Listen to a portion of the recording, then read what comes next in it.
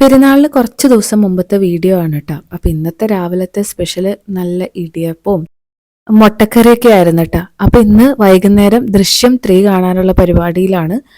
May 21 വേണ്ടി കട്ട waiting ആയിരുന്നു കേട്ടോ. അപ്പൊ 2-3 ദിവസം നോക്കിയെങ്കിലും കാണാൻ വേണ്ടി പറ്റിയിട്ടുണ്ടായിരുന്നില്ല. അപ്പൊ എന്തായാലും ഇത്തവണ ഒരുമിച്ച് പോവാന്ന് വിചാരിച്ചു. ഞങ്ങൾ ഒരുമിച്ച് സിനിമയ്ക്ക് പോകാറേ ഇല്ല കേട്ടോ.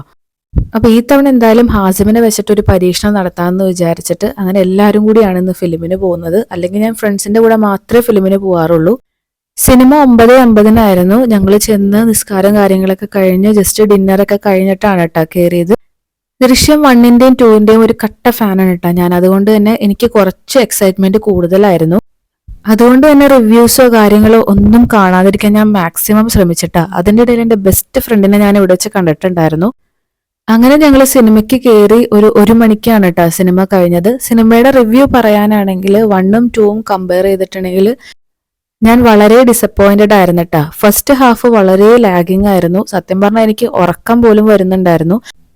ആ ഒരു ഫാമിലിനോട് എനിക്ക് ഭയങ്കര ഒരു അറ്റാച്ച്മെന്റ് ആയിരുന്നു കേട്ടോ. അവര് 4 പേരും കൂടുമ്പോൾ ഒരു കെമിസ്ട്രി എന്തായാലും ദൃശ്യം 3-ൽ തോന്നിയില്ല. മാത്രമല്ല ക്ലൈമാക്സും എനിക്ക് വളരെ ബോറിംഗ് ആയിട്ട് തന്നെയാണ് കേട്ടോ തോന്നിയത്. അത് എന്റെ മാത്രം അഭിപ്രായമാണ് കേട്ടോ. ഇക്കാക്കും സെയിം തന്നെയാണ് പറയാനുണ്ടായിരുന്നത്. എന്തായാലും ഹാസിമ് കുറെ നേരം തിയേറ്ററിൽ തന്നെ ഓടിക്കളിക്കുന്നുണ്ടായിരുന്നു. എന്നാലും ആർക്കും ഒരു ശല്യോ കാര്യങ്ങളോ ഒന്നും ഉണ്ടായിരുന്നില്ല കേട്ടോ.